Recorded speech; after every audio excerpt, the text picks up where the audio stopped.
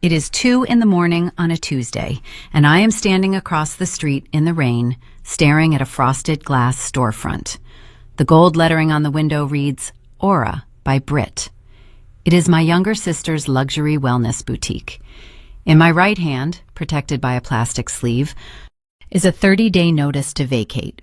I am the anonymous corporate landlord who is about to evict her, seize her assets, and shut down her dream.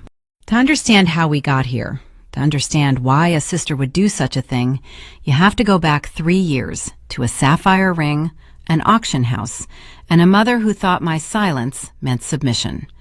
Before I tell you what my parents did, welcome to Luke Revenge Start. Take a second to hit like and subscribe if you believe thieves should never get away with it, even if they share your last name. Drop your age and where you are watching from in the comments. I read every single one. Now, let me take you back to the day my family crossed a line they could never uncross. 3 years ago, I walked into my bedroom at my parents' house and found my jewelry box open. The velvet insert where my grandmother Helen kept her vintage sapphire ring was empty. It was the only physical thing she left me. I walked downstairs. My mother, Patricia, was sitting at the kitchen island, sipping a dark roast coffee, scrolling through her tablet. My father, Thomas, was wiping down the sink. I asked where the ring was. Patricia did not even look up. She took a sip of her coffee, set the mug down, and said, "It is just a ring, Darlene." We sold it at the estate auction. Brittany needed capital for her new storefront. $22,000. That is what they got from my grandmother's legacy. They handed every cent to my younger sister so she could sell crystal healing waters to tourists. I looked at my father. He looked away, busying himself with a sponge.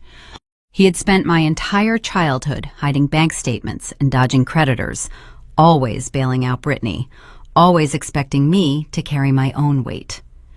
I remembered what my grandmother told me the summer before she passed. She said, "Watch what people do when they think you have nothing to offer them. That is who they really are." I did not scream. I did not throw a plate. I went upstairs, packed 2 suitcases, and moved out. I spent the next 3 years building a life they had no access to. I became an operations manager at a luxury resort in Maui. I changed my number. I enforced strict silence. They thought my silence was surrender. They thought they had won. Then, last Tuesday, the doorbell rang at my secure Honolulu apartment. I checked the camera. An older man in a tailored gray suit stood in the hallway. He held a faded navy blue velvet box. I knew that box. It used to sit on my dresser. I opened the door. He introduced himself as Elias Thorne, an estate attorney.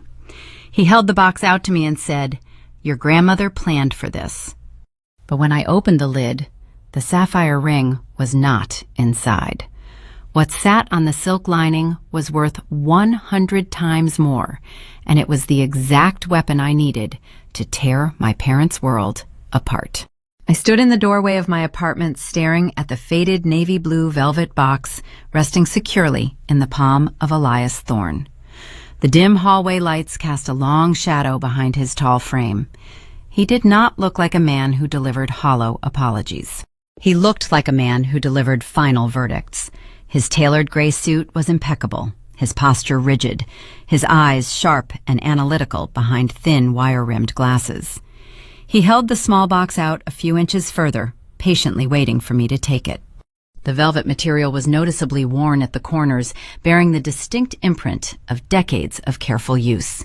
It smelled faintly of lavender and old paper, a distinct scent that instantly dragged me backward through time, straight into my late grandmother's humid sitting room. I did not reach for the velvet box right away. My mind raced through a dozen frantic scenarios, none of which made logical sense. My parents had auctioned that specific box and the valuable sapphire ring inside it exactly 3 years ago. I knew this painful fact because I had seen the official listing on the auction house website the morning after I moved out of their home. I had watched the digital bidding close at exactly $22,000. I had watched my sister Brittany post a celebratory photo on Instagram the very next week, holding a giant, oversized check in front of a leased storefront in Waikiki, bragging loudly about her new seed capital. Elias cleared his throat, a low, polite sound that brought me back to the present moment. He stepped inside as I moved aside, allowing him entry into my living room. He placed his heavy leather briefcase onto the granite kitchen counter, but kept the velvet box firmly in his hands. "I imagine you are confused right now," Elias said, his voice smooth and incredibly measured. "My name is Elias Thorne. I was your grandmother Helen's primary estate attorney for the last 15 years of her life. I am also the anonymous man who purchased this exact box at the estate auction 36 months ago." I crossed my arms tightly across my chest, feeling a sudden drop in temperature in the room. "Why would you buy it?" "Because I was explicitly instructed to," Elias replied. He unbuttoned his suit jacket and handed the velvet box to me. I took it slowly. It felt significantly heavier than I remembered from my childhood. "Your grandmother was a very observant woman, Darlene. She knew exactly who your parents were behind closed doors. She knew your father had a long history of reckless financial missteps and that your mother blindly enabled him. She also knew they favored your younger sister to a destructive fault. Helen suspected that the moment she passed away, Thomas and Patricia would liquidate whatever they could grab to fund Brittany's expensive whims." I ran my thumb over the worn velvet lid, feeling the frayed fabric. "So she told you to buy her ring back?" "Not exactly," Elias said, leaning against the cool granite counter.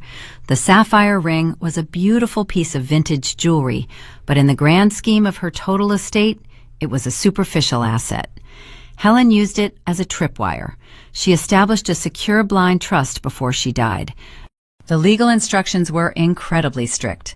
I was to hold the trust until your 29th birthday, or until your parents stole your designated inheritance, whichever event came first. My breath caught sharply in my throat. I looked down at the velvet box, then back up at the attorney. A tripwire. "Yes," Elias nodded slowly. "She intentionally left the sapphire ring out in the open, designated as yours in a separate, much less secure document she knew your snooping parents would find. She wanted to test them. If they respected her wishes and gave the jewelry to you, the blind trust would mature naturally on your 29th birthday. But if they sold it, the public auction listing itself would serve as undeniable legal proof of their theft." Their greed activated an immediate acceleration clause. The second the auction hammer fell at $22,000, the blind trust unsealed itself, naming you the sole legal beneficiary of her true, hidden legacy. My hand started to shake, just slightly, betraying my calm facade. I pressed my thumb against the cool brass clasp of the box. "What is in here, Elias? Where is the ring?" "I returned the ring to the estate's general holdings to cover my ongoing legal fees," he said simply. "Open the box, Darlene." I popped the brass clasp. The lid fell back smoothly. The white silk lining inside was yellowed with age. Resting in the center was not a sparkling blue gemstone. Instead, there was a heavy set of antique brass keys on a thick steel ring, sitting directly on top of a tightly folded piece of thick, watermarked parchment. I picked up the heavy keys. They clinked against each other, producing a solid, metallic sound that carried immense weight and permanence. I set them onto the counter and reached for the folded parchment. I unfolded it carefully, smoothing the creases. It was a commercial property deed. It was properly notarized, stamped, and officially filed with the state of Hawaii. I scanned the dense legal jargon, my eyes darting past the standard boilerplate text, until I hit the specific property description. It was a commercial real estate parcel located directly on Kalakaua Avenue, right in the beating heart of the luxury Waikiki shopping district. I looked at the official assessed value printed near the bottom margin of the page. $2.2 million. I read the large number again. Then I read it a third time to be sure. My heart pounded against my ribs like a trapped bird trying to escape. My grandmother had not left me a simple piece of jewelry to remember her by. She had left me a literal empire. She had left me unshakable, foundational financial power. I looked at the exact address of the commercial building again, the street number, the specific suite letter. The black numbers stared back at me, feeling strangely familiar. Far too familiar. My mind immediately snapped back to the eviction notice I had been holding in the rain just a few nights ago. The legal notice I had prepared as part of my corporate job, managing distressed commercial properties for a silent investment group. But this document was entirely different. This was my personal property. I looked at the suite letter again. Suite B. I knew Suite B on Kalakaua Avenue. Everyone in my immediate family knew Suite B. It was a prime corner retail space featuring expensive floor-to-ceiling frosted glass windows. It was the exact building where Brittany had eagerly signed a commercial lease 3 years ago. It was the exact building where she currently sold her overpriced crystal healing waters and vegan collagen serums to wealthy tourists. It was Aura by Britt. The poetic irony washed over my entire body like a freezing cold ocean wave. My parents had stolen my grandmother's ring and auctioned it for $22,000 to pay for Brittany's first year of commercial rent. They gleefully handed that stolen money to an anonymous corporate landlord. They had absolutely no idea that the anonymous corporate LLC they were paying monthly rent to had just been legally transferred to my name. By trying to steal my future to fund my sister's superficial dream, my parents had inadvertently made me her permanent landlord. Every time Brittany wrote a rent check, she was directly paying me. I lowered the heavy paper deed, intentionally keeping my face entirely blank. In my demanding line of work managing luxury resort operations, I had learned early on that whoever controls their emotions controls the entire room. I looked back at Elias. He was watching me closely with a quiet, knowing expression on his weathered face. He knew the Waikiki address. He knew exactly what this stunning revelation meant for my family dynamic. The private LLC that manages the commercial property is now under your direct executive control, Elias said, his professional tone shifting from storyteller back to legal advisor. The assigned property management firm handles the mundane day-to-day operations, collecting rent checks and paying property taxes, insulating your true identity. As far as the current tenant knows, they rent from a faceless mainland corporation. You have full executive authority over all leasing decisions moving forward. Thank you, Elias, I said, my voice remaining perfectly steady, betraying none of the adrenaline currently surging through my veins. You have executed her final wishes perfectly. Helen always believed you were the only family member strong enough to handle this responsibility, he said, picking up his heavy briefcase. She told me once that quiet people are the only ones who truly know how to listen. Use this power wisely, Darlene. I walked him to my front door and watched him step into the hallway elevator. The metal doors slid shut, leaving me completely alone in the silent corridor. I walked back into my apartment and picked up the faded velvet box. I walked into my home office and placed it gently on the corner of my mahogany desk. It looked like a sentimental paperweight, a harmless relic from a bygone past. But it was not harmless at all. It was the starting gun for a war they did not even know they were fighting. I sat down in my leather office chair and booted up my laptop. I did not want to evict my sister right away. Immediate eviction was too fast. Eviction was far too easy. If I kicked her out onto the street tomorrow morning, my parents would simply play the innocent victims and scramble to find another manipulative way to bail her out. I wanted to see exactly how deep the financial rot went.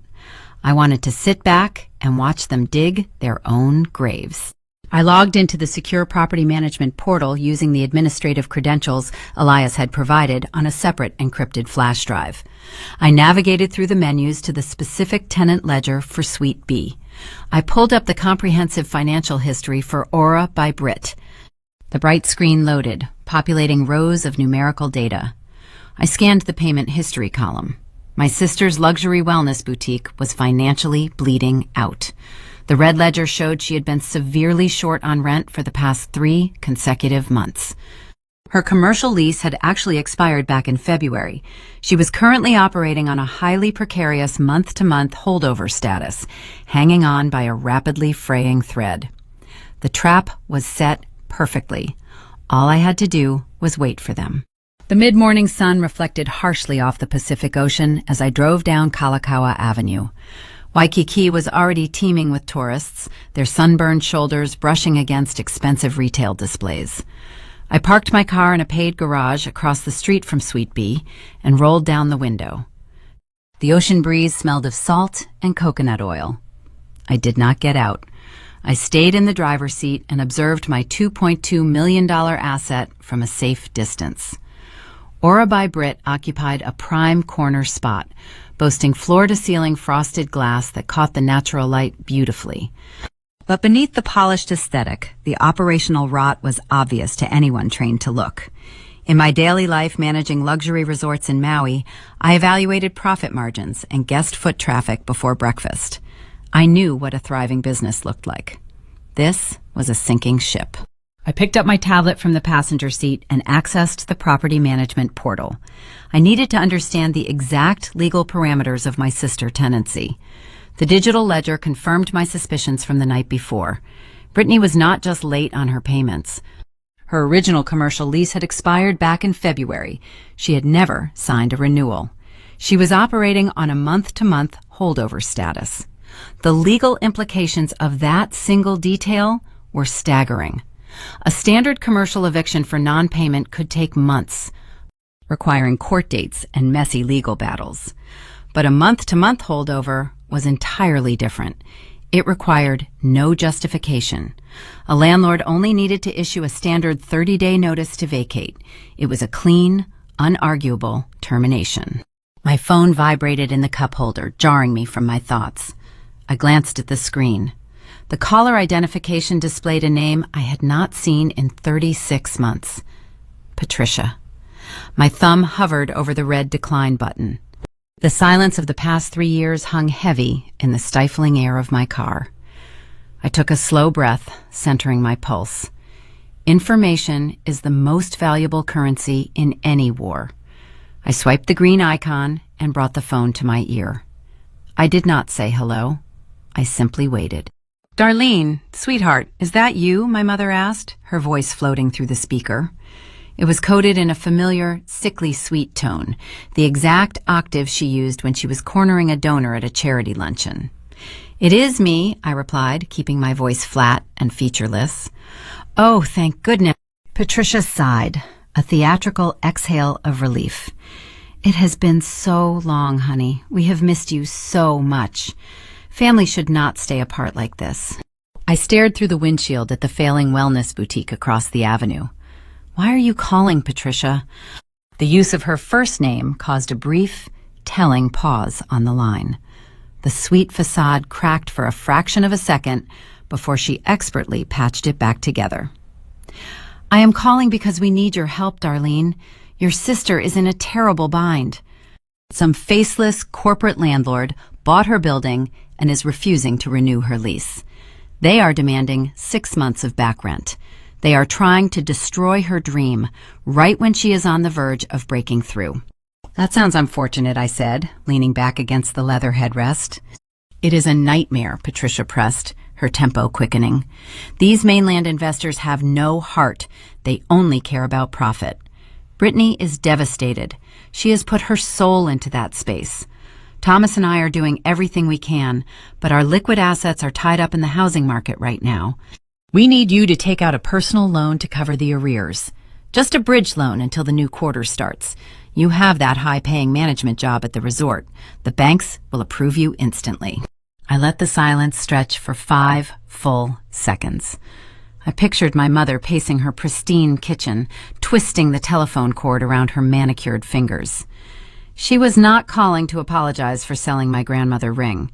She was calling to extract more capital, viewing me not as a daughter, but as an untapped credit line. "You want me to take out a personal loan to pay an anonymous landlord," I stated, stripping the emotion from the words. It is an investment in your sister's future, Patricia corrected swiftly. Family protects family. We all have to pitch in. My credit is currently locked, I lied seamlessly. I'm in the middle of restructuring my own portfolio. I cannot authorize a new loan. Darlene, please, her voice sharpened, the underlying panic bleeding through the sugar coating. You do not understand the urgency. If she loses that corner suite, the brand loses its foothold in Waikiki.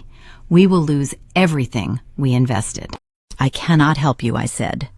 The line went dead. She did not say goodbye. She did not feign maternal affection once the financial extraction failed.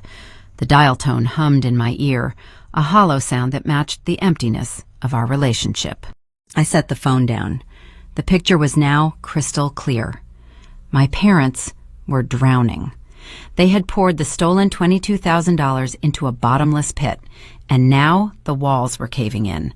By refusing to fund their delusion, I had forced their hand. Desperate people make careless mistakes, and Patricia's frantic phone call told me they were out of legitimate options. I opened my email client on the tablet and drafted a short, concise message to Elias Thorne.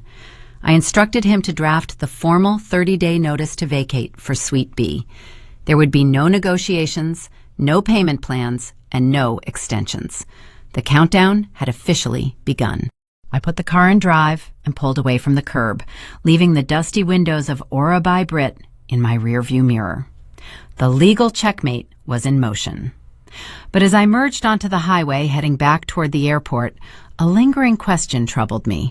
Patricia had mentioned their liquid assets were tied up, which I knew was a lie. My father was too impatient for long-term investments. If they could not manipulate me into securing a loan, they would seek funding elsewhere. My brother Leo's wife, Maya, worked in banking compliance in downtown Honolulu. If my parents tried anything illicit to save their golden child, Maya would be the first line of defense. I needed to speak with my sister-in-law immediately. The real danger was beginning to surface.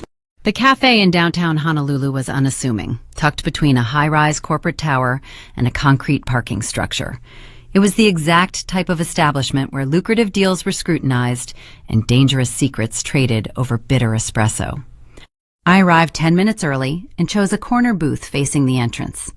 Maya walked through the glass door exactly on time. My sister-in-law was a formidable presence, an African-American woman with an immaculate tailored suit and a gaze that missed nothing. She operated as a senior compliance officer at one of the largest financial institutions on the island. She had married my estranged older brother Leo 7 years ago, and she was the only member of my extended family whose intellect I genuinely respected. She saw right through Patricia and her carefully curated country club facade. Maya sat across from me, placing a sleek leather tote bag onto the wooden table. She did not bother with pleasantries or small talk. She ordered a black tea from the passing waiter, waited until he was out of earshot, and reached into her bag. "I have told Leo to stay out of this," Maya began, her voice low and remarkably steady. "He means well, but his parents still hold too much emotional sway over him. You, however, do not have that specific vulnerability. That is why I called you directly." I appreciated her directness. What did they do, Maya? She retrieved a thick manila envelope and slid it across the polished wood. 2 days ago, an automated security flag was triggered in our central processing system. I placed a silent, high-level alert on your Social Security number 3 years ago, right after you moved out of their house. I knew Thomas had a notorious habit of blurring the lines with family money.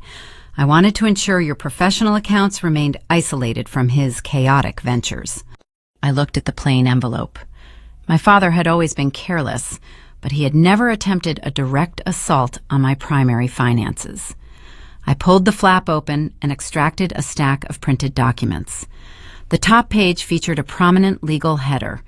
It was a general, durable power of attorney, granting Thomas complete executive control over my entire financial portfolio, including my checking accounts, my savings, and my separate investment funds. I scanned the signature line. A digital rendering of my name sat perfectly on the dotted line, authenticated by an online notary service based in a different time zone. He did not walk into a physical branch, Maya explained, watching my eyes track the fraudulent signatures. That would have required an in-person verification, which he knew he could not fake. Instead, he utilized a remote electronic notary. He uploaded a digitized copy of your old driver license, likely a scan he kept on his hard drive from when you were a teenager, and provided a forged digital signature. He then submitted this fabricated power of attorney to our wire transfer department, initiating a domestic transfer of $80,000 from your primary savings account directly into the commercial operating account for Aura by Brit. My blood ran cold, yet my physical posture remained perfectly still. The sheer audacity was staggering. Thomas was not merely asking for a loan anymore. He was actively committing federal bank fraud and identity theft to siphon my hard-earned capital into my sister's failing wellness boutique. He viewed my savings as his personal emergency fund, accessible whenever his golden child encountered a mild inconvenience. "Is the transfer complete?" I asked, keeping my tone entirely devoid of panic. "No," Maya replied, taking a slow sip of her newly arrived tea. "My security alert caught the routing request before the funds cleared the clearinghouse. I intercepted the transaction and placed a hard administrative freeze on the movement. The money is safe, Darlene. It never left your account." I looked back down at the forged documents. The date stamp indicated Thomas had submitted the paperwork less than 48 hours ago, right around the time Patricia had called me begging for a bridge loan. They were executing a coordinated attack. Patricia played the desperate mother to distract me, while Thomas operated in the shadows, attempting to drain my accounts electronically. "You possess concrete proof of a federal felony," I stated, tapping the thick stack of paper. "If you escalate this to the federal authorities right now, Thomas will face a significant prison sentence." Maya nodded slowly. "As a compliance officer, I am legally obligated to report suspected fraud. However, I have 48 hours to conduct an internal review before escalating the flag to the federal level. I wanted to hand you the weapon first. You have earned the right to decide how this specific guillotine falls." My mind calculated the intersecting timelines. My anonymous property management company had just issued the official 30-day notice to vacate to Brittany's storefront. The clock was already ticking on her eviction. If Thomas believed he had successfully stolen my $80,000, he would assume he could pay the commercial back rent and save the sinking ship. He would drop his guard completely. "Do not cancel the wire transfer request," I instructed, sliding the documents back into the manila envelope. "Maintain the transaction status as pending or processing within his user portal." Maya raised a single, perfectly sculpted eyebrow. "You want him to think the theft was successful." "I want him to wait," I corrected. "I want him checking his screen every single morning, watching that processing icon spin, believing salvation is just one business day away. Let him tell Patricia they secured the capital. Let them reassure Brittany her boutique is safe. If you reject the transfer outright today, they will simply pivot to another desperate, unpredictable scheme. Keep them frozen in anticipation." "It is a dangerous game, Darlene," Maya cautioned, her dark eyes evaluating my composure. "If he suspects the bank is stalling, he might try to confront you directly to force a manual release." "That is exactly what I am counting on," I replied, securing the envelope inside my purse. Desperate men make public mistakes when their silent plans fail. Maya offered a brief, approving nod. She understood the strategy perfectly. She gathered her sleek tote bag and stood up from the booth. "I will hold the transaction in the review queue, but Darlene, be vigilant. Thomas thinks he is entitled to your life. When he realizes the digital theft failed, he will not retreat. He will escalate." I watched Maya exit the quiet coffee shop, leaving me alone with my cooling beverage and a purse containing explosive evidence. The dynamic had shifted irreversibly. I was no longer merely protecting my grandmother's commercial real estate. I was actively defending my own identity from my parents. I walked out into the warm Honolulu afternoon, knowing the processing delay would quickly drive Thomas to madness. He would need a new angle, a new threat to force my compliance. My phone buzzed in my pocket, a harsh, vibrating reminder that the piece was over. The screen illuminated with a new calendar notification from my resort management office in Maui. My parents knew exactly where I worked, and they knew I valued my professional reputation above all else. The digital theft had stalled, which meant a physical ambush was their only remaining play. The polished marble floors of the grand lobby at the Kapalua Bay Resort gleamed brightly under the warm afternoon sun. I loved this tranquil space. I had spent the last 3 years orchestrating its flawless operation. As the lead operations manager for a property that catered exclusively to high-net-worth individuals, my daily routine required anticipating crises before they ever materialized. I managed demanding celebrity guests, coordinated intricate supply chains across the islands, and maintained an atmosphere of unshakable serenity. I thrived in this exact environment because it rewarded meticulous planning and strictly penalized any unexpected emotional public outbursts. My professional reputation was spotless. My staff respected my quiet authority, and my corporate directors trusted my sound judgment. I was currently reviewing a finalized banquet schedule near the front reception desk when the glass entrance doors slid open, shattering the carefully cultivated peace of my sanctuary. My parents did not belong in this immaculate setting. They looked frantic, out of place, and entirely uninvited. Thomas marched forward with a thick manila folder clutched tight against his chest, his jaw set in a rigid line of pure entitlement. Patricia trailed half a step behind him, already dabbing her dry eyes. She used a crumpled tissue, preparing her performance for an audience she had not yet secured. They had flown from Honolulu to Maui without a single warning.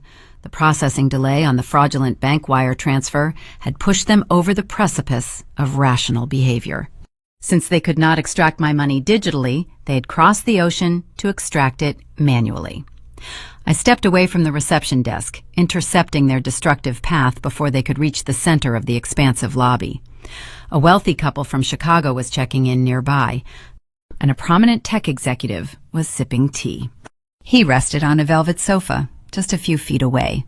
My parents knew exactly what they were doing. They were weaponizing my professional environment. They assumed I would surrender to their financial demands simply to avoid a public scandal in front of my elite clientele. "Darlene," my mother cried out, her voice pitched unnaturally high to ensure maximum visibility. "Oh, sweetheart, we are so desperate. We did not know where else to turn."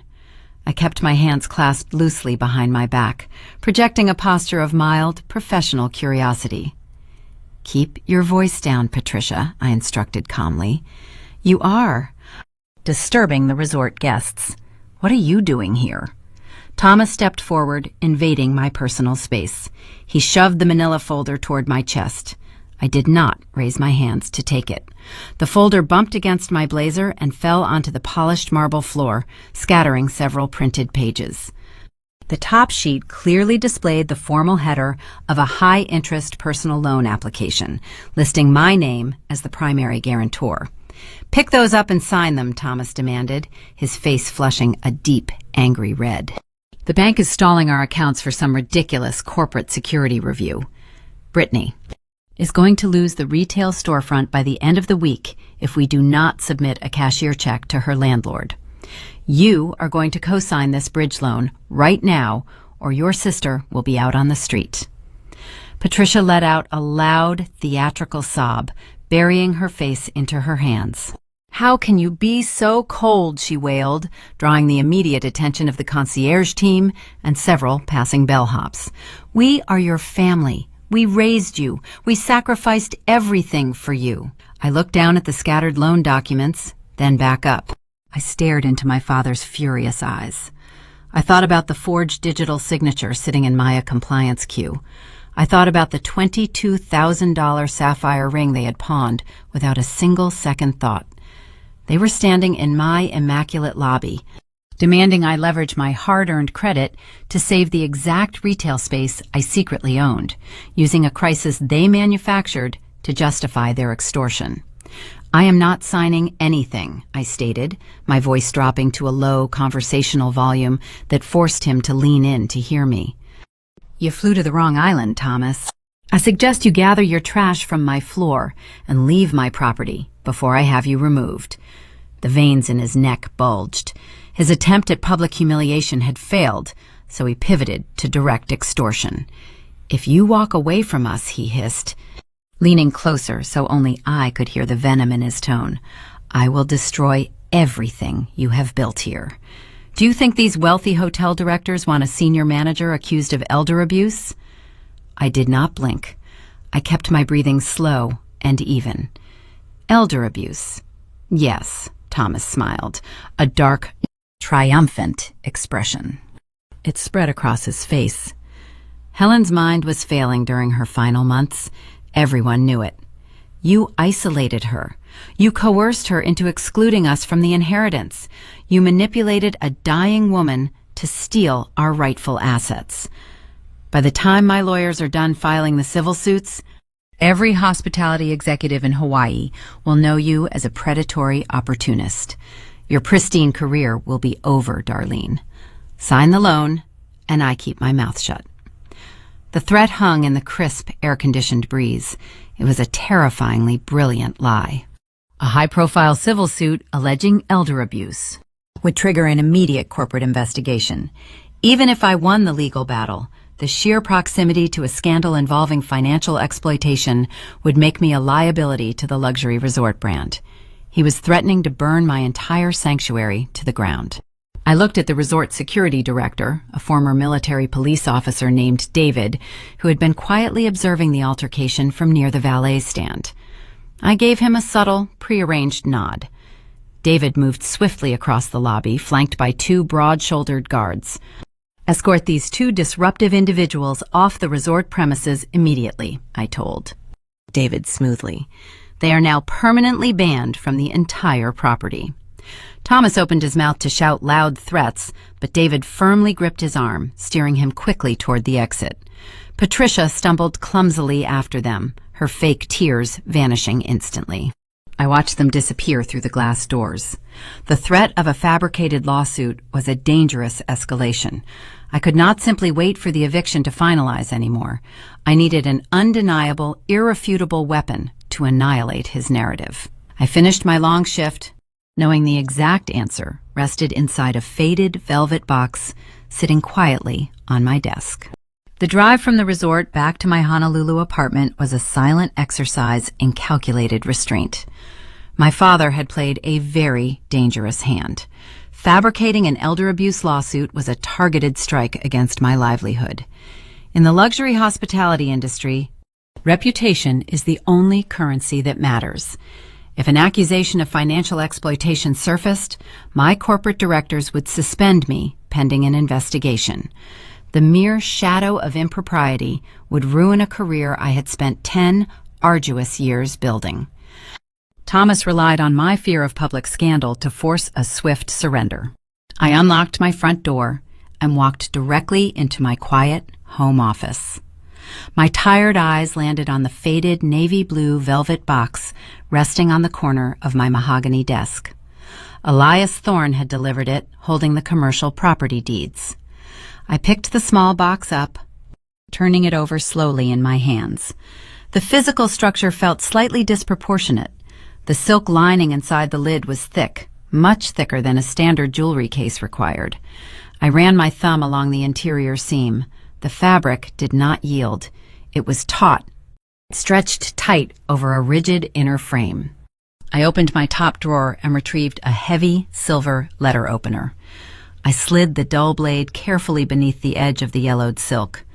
I applied a small amount of downward pressure. The old glued seam gave way with a crisp tear. I peeled the fabric back to reveal the truth. A hidden compartment sat cleverly concealed within the hollowed wooden base. Nestled inside a small recessed groove was a standard black flash drive, sitting right beside a folded slip of expensive ivory stationery. I set the metal letter opener down on the blotter. I pulled the small paper free and unfolded it flat. The flowing handwriting was elegant, marked by the distinctive cursive my grandmother had used her entire life. The blue ink was faded, but the short message was perfectly legible. For when they inevitably try to destroy you. The ominous words echoed in the silent room. Helen had anticipated this exact hostile scenario. She knew Thomas would eventually resort to vicious character assassination to reclaim what he felt entitled to. She had prepared a brilliant countermeasure from the grave. I picked up the plastic flash drive. It felt weightless in my palm, yet it carried the immense density of a loaded weapon. I booted up my personal laptop. The bright screen illuminated my face in the dim office. I inserted the drive into the side port. A single audio file appeared in the main directory folder. The digital creation date was stamped exactly 8 months before her passing. I clicked the play button. The dual speakers crackled briefly with static before a familiar voice filled the room. It was crisp, sharp, and undeniably lucid. "This is Helen Peterson," the recording began without hesitation. "I am of sound mind, dictating this legal statement." I leaned back in my leather chair, quietly listening to the ghost of my grandmother expertly dismantle my father. She did not sound confused or frail in the slightest. She spoke with the methodical precision of a veteran auditor presenting damning evidence to a grand jury. She detailed 3 specific instances where Thomas had blatantly forged her signature to authorize illicit withdrawals from her primary retirement accounts. She listed the exact calendar dates, the specific banking institutions involved, and the precise monetary figures stolen. She documented his systematic financial drain spanning over 2 full decades. "My son Thomas is a common thief," her voice rang out, entirely devoid of maternal warmth. "He views familial bonds as an open line of credit. Patricia is his willing accomplice. They favor Brittany because she is a direct reflection of their own superficial greed. They are vultures circling a carcass they personally created. I am leaving the Waikiki commercial property to my eldest granddaughter, Darlene. Darlene has never asked me for a single dollar. She built her own life through quiet discipline and integrity. If Thomas threatens Darlene in any capacity, this recording will serve as my official testimony." The audio file ended abruptly. The room returned to an eerie silence. I sat, frozen, processing the magnitude of the defensive asset I had acquired. My father intended to paint me as a cruel manipulator who preyed on a senile woman. This flash drive was the ultimate legal antidote. It proved Helen was exceptionally sharp until the bitter end. More importantly, it contained a detailed confession outlining multiple federal crimes committed by Thomas. Helen handed me a flawless roadmap to his imprisonment. The statute of limitations on bank fraud was 10 years. He was still within the prosecutorial window. I minimized the active media player. I opened my secure cloud storage dashboard and uploaded the audio file to 3 separate encrypted servers. I removed the flash drive from the computer port and locked it securely inside a heavy, fireproof safe hidden behind my tall bookshelf. The predator had just become the hunted prey. Thomas arrogantly thought he held a winning hand. He did not realize I was holding the entire deck. If he filed a single legal motion against my name, I would forward the audio file to the district attorney and watch federal marshals place him in handcuffs. I walked over to the large glass window overlooking the sprawling Honolulu skyline.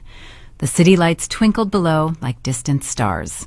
My mobile phone chimed on the desk right behind me. A new email had arrived in my primary personal inbox. I walked back and glanced at the glowing screen. The sender name was Patricia. The subject line read, "Family Reconciliation Dinner." The message was unusually short, exceedingly polite, and dripping with artificial sweetness. She formally requested I join them for a private meal at an exclusive seafood restaurant downtown to discuss a peaceful resolution regarding Brittany retail storefront. They were shifting their manipulative tactics yet again. The forceful resort ambush had failed miserably, so they were pivoting to fake diplomacy.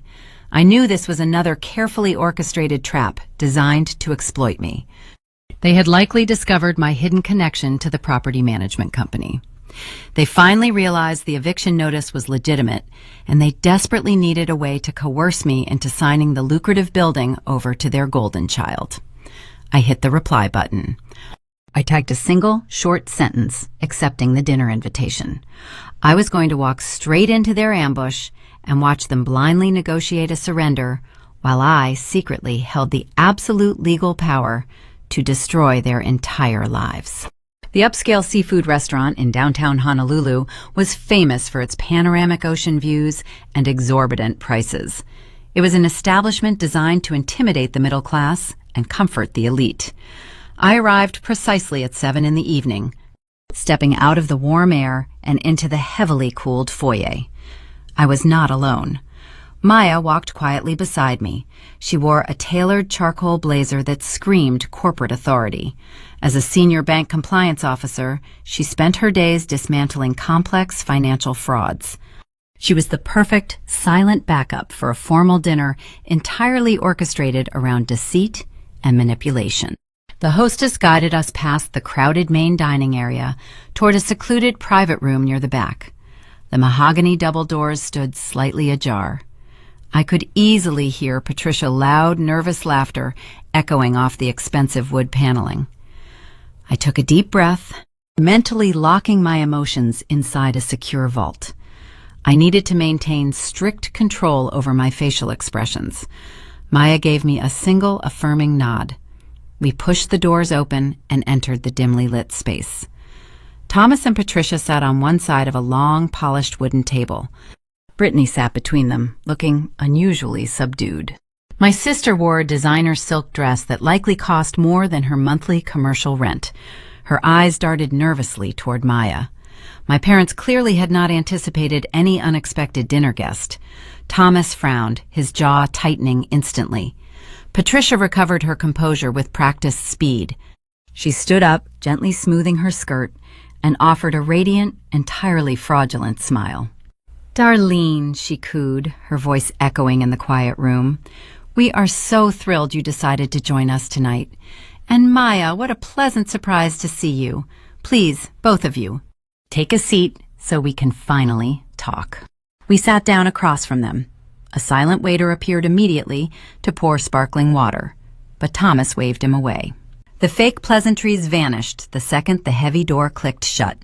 He did not bother asking about my day or my career. He reached into his leather briefcase resting on the floor and retrieved a thick legal document. He slid it across the smooth table. It stopped inches from my tall water glass. The bold header read, "Business Partnership Agreement." The thick paper felt heavy, loaded with desperate intentions. I did not touch it. I simply stared at the ink. "Go ahead and read it," Thomas instructed, leaning back in his chair with a posture of pure arrogance. "We did some extensive digging this week, Darlene. We hired a private investigator to look into the corporate entity attempting to evict your sister. Imagine our total surprise when we discovered your name listed as the primary executive officer of the holding company managing the Waikiki property. You own the building.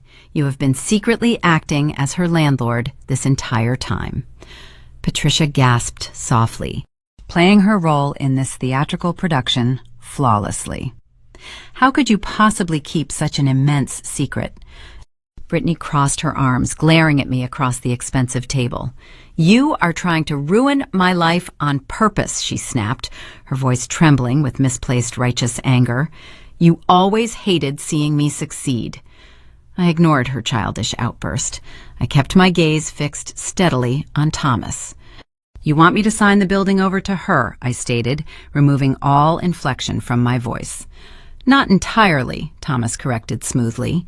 "We are offering you a formal partnership. You transfer the commercial deed to the Brittany Holding Company.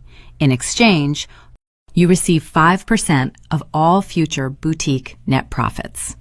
5%, I repeated flatly.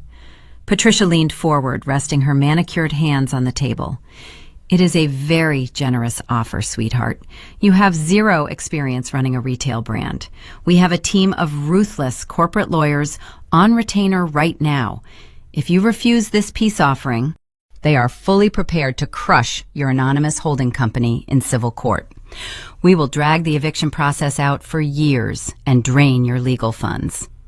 They had truly no idea how hilarious that empty threat actually was. The sheer dramatic irony was so potent, it almost made me visibly smile. They were threatening to sue the very same entity that held the solid, unarguable legal right to evict them in less than 3 weeks. They truly believed they held a winning hand because of the forged power of attorney currently sitting in Maya processing queue. They thought I was trapped. I looked at Maya. Her face remained a perfect, unreadable mask. She was silently observing their textbook extortion tactics. If I rejected the terrible contract outright, Thomas would panic and escalate his attacks prematurely. I needed him docile. I needed to employ a convincing red herring tonight to buy time. I picked up the partnership agreement and flipped through the first few pages. I pretended to carefully consider the absurd legal terms. 5% is an insult, I said, maintaining a cold, greedy tone. If you want me to surrender a prime piece of Waikiki real estate, I require a minimum of 15% equity in the wellness brand. Furthermore, I will not sign a single transfer document until I have full access to the boutique financial ledgers. I need to verify the gross revenue and operating expenses myself. I will not invest blindly in a failing local retail business. The reaction was instantaneous. Thomas and Patricia exchanged a swift, triumphant look. Their rigid shoulders visibly relaxed. They assumed my counteroffer meant I was easily bought. They believed my only motivation was petty greed, entirely mirroring their own shallow values. By asking for a larger slice of a worthless pie, I had safely validated their deeply flawed worldview. They thought they had successfully bribed the gatekeeper. 15% is a steep demand, Thomas said, poorly masking his immense internal relief. But, considering the circumstances, we can accommodate that revision. We will send the financial ledgers over to you tomorrow morning. I placed the contract back onto the polished mahogany table and stood up. I did not offer a handshake or a fake smile. Maya stood up beside me, picking up her leather tote bag. Send the ledgers directly to my personal email address, I instructed, looking down at my bewildered sister. If I find the numbers acceptable, I will have my attorney review the revised contract. Until then, the eviction clock continues to tick. Have a wonderful evening. I turned and walked out of the private room, leaving them trapped in a temporary delusion of total victory. The trap locked. The digital financial ledgers arrived in my personal email inbox exactly at 9 the following morning. The sender name was Brittany, but the attached file title was formatted with the distinct numerical precision my father always utilized for his accounting documents. They were attempting to present a sanitized, highly optimized version of Aura by Brit. They wanted to construct an illusion of a struggling, yet inherently viable retail enterprise that simply needed a temporary capital injection to achieve sustainable profitability. They fundamentally underestimated my ability to scrutinize financial data. I did not manage the daily operations of a multi-million-dollar Maui resort by passively accepting spreadsheets at face value. I knew how to dig beneath the surface numbers to locate the hidden structural rot. I forwarded the encrypted file directly to Maya and arranged to meet at her home that evening. Leah was traveling on a business trip to Seattle, which provided us with the necessary privacy to conduct a thorough financial autopsy without any emotional interference. My brother possessed a good heart, but he remained painfully susceptible to my mother expertly crafted guilt trips. Maya and I needed absolute, unfiltered clarity. I arrived at her quiet suburban house carrying a large stack of printed spreadsheets and a potent resolve. Maya had already prepared a pot of dark roast coffee and cleared her large dining room table for our investigation. We laid the printed financial records out across the polished wood, creating a visual map of my sister's rapid economic decline. The initial overview was bleak, but the granular details were entirely catastrophic. We spent the first hour cross-referencing the stated operating expenses against standard commercial retail averages for the Waikiki district. The discrepancies were glaring and immediate. Brittany was not merely experiencing a temporary cash flow issue. She was operating a business built entirely on financial sickness and profound toxicity. The poetic justice of her failure was striking. Her entire brand identity relied on selling the illusion of pure, holistic wellness. Yet her foundational structure was fundamentally diseased. Maya tapped her pen against a highlighted column of vendor invoices. "Look at these outstanding accounts payable," she noted, her professional compliance instincts instantly engaged. She has maxed out 3 separate high-yield corporate credit cards within the last 8 months. The revolving interest alone is consuming nearly 40% of her gross monthly revenue. But the real issue lies with the local suppliers. She has failed to pay her primary inventory distributor for over 90 days. She owes significant balances to the boutique interior designer, the local printing press that creates her branded packaging, and the private contractor who maintains her expensive water filtration system. I leaned closer, analyzing the specific dates attached to the unpaid invoices. She is using the small revenue she actually generates to maintain her personal lifestyle while deliberately stiffing the local Hawaiian vendors who rely on her business to feed their own families, I observed, feeling a cold, sharp anger crystallize within my chest. She is projecting an image of local entrepreneurial success while actively exploiting the exact community she claims to support. "It gets worse," Maya said, pulling a different ledger sheet toward the center of the table. "Let us examine the payroll structure." She listed 2 part-time retail associates on her employment roster. However, the federal payroll tax remissions are wildly inconsistent. It appears she is frequently classifying them as independent contractors to avoid paying standard employer contributions, which constitutes a severe violation of federal labor classifications. Furthermore, her monthly marketing expenditures are completely disproportionate to her actual sales volume. She is spending thousands of dollars every month on aggressive social media campaigns and shallow influencer sponsorships, instead of settling her legitimate debts. I documented every single discrepancy, building a comprehensive, undeniable dossier of her gross mismanagement. My parents had audaciously demanded I sign over a $2.2 million commercial property to sustain this chaotic, sinking ship. They believed they were offering me a generous 15% equity stake in a promising brand, when in reality, they were attempting to anchor me to a rapidly expanding financial crater. They expected my hard-earned capital to absorb the devastating impact of Brittany's profound incompetence. As we finalized our meticulous review, my calendar application sent a silent notification to my mobile device. The digital alert displayed a simple, stark reminder. The 30-day legal eviction notice issued to Suite B was officially entering its final week. The countdown was nearing its inevitable conclusion. Brittany remained blissfully oblivious to the impending legal catastrophe rapidly approaching her frosted glass storefront. She was entirely focused on the fake partnership deal, assuming her parents were skillfully managing the anonymous corporate landlord problem. She genuinely believed her manipulative tactics had secured her salvation. "She thinks she has won," I told Maya, gathering the annotated spreadsheets into a neat stack. "She thinks the eviction threat is neutralized because I am negotiating the equity transfer. She has stopped looking for alternative retail spaces. She has made 0 preparations to vacate the premises." Maya offered a slow, approving nod. "You have lulled her into a false sense of absolute security. When the sheriff arrives to execute the lockout order, she will be entirely unprepared to handle the logistical shock. Her entire inventory, her expensive fixtures, and her carefully curated aesthetic will be locked behind frosted glass she no longer controls."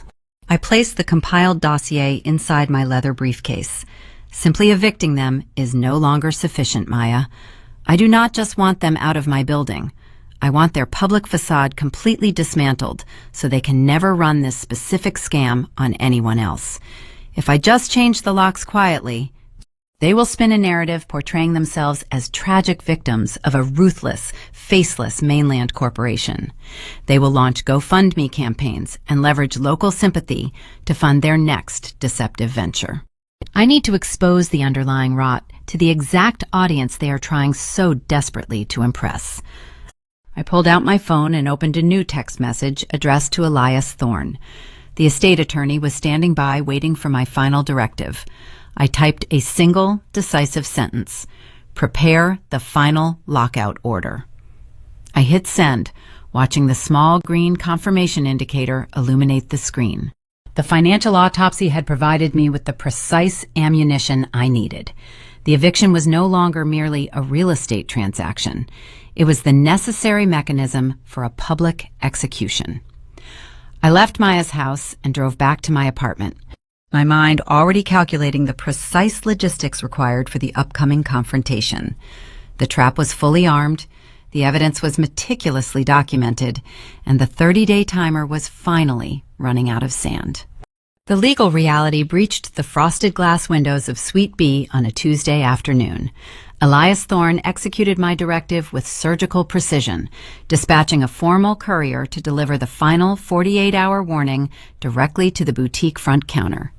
Until that precise moment, my sister genuinely believed her parents were successfully managing the anonymous holding company. She thought the fabricated partnership negotiations had paused the ticking clock. The crisp legal document bearing the official seal of the Hawaiian Housing Authority shattered her delusion instantly, leaving no room for misinterpretation.